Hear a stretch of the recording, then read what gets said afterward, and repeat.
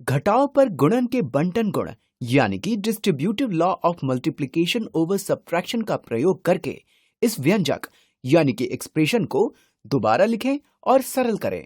और दिया गया व्यंजक है कोष्ठक यानी कि पैरेंथेसिस में 5 गुणा 9 घटा 4। पहले इस व्यंजक यानी कि एक्सप्रेशन को दोबारा लिख लेते हैं 5 गुणा 9 घटा 4। अगर हम बंटन गुण यानी कि डिस्ट्रीब्यूटिव प्रॉपर्टी का उपयोग किए बिना इसे हल करें तो हम 9 में से 4 घटाकर प्राप्त होने वाली संख्या को 5 से गुणा कर सकते हैं। लेकिन अगर हम बंटन गुण का प्रयोग करेंगे तो हमें पहले 5 का बंटन करना होगा, इसलिए ये हो जाएगा 5 गुणा 9 घटा 5 गुणा 4। ध्यान दीजिए, हमने यहाँ 5 का बंटन किया है। हमने 9 और 4 को 5 से गुणा किया है।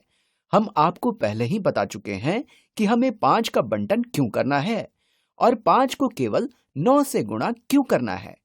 हम जांच करेंगे कि क्या इसे हल करने पर वही उत्तर आता है जो बंटन गुण का प्रयोग किए बिना यानी कि 9 में से 4 को घटाकर आता है। लेकिन पहले इसे हल कर लेते हैं। 5 गुणा 9 हुए 45। 5 गुणा 4 कितने हुए?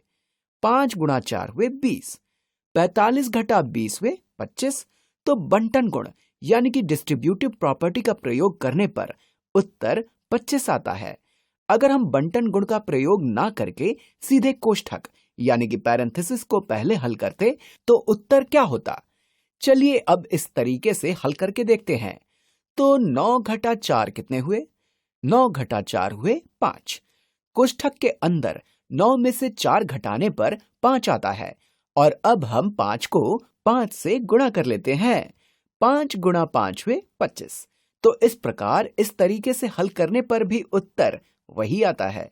यहां हमने घटाव पर गुणन के बंटन गुण यानी कि distributive property of multiplication over subtraction का उपयोग किया है, जिसे हम अक्सर बंटन गुण कहते हैं।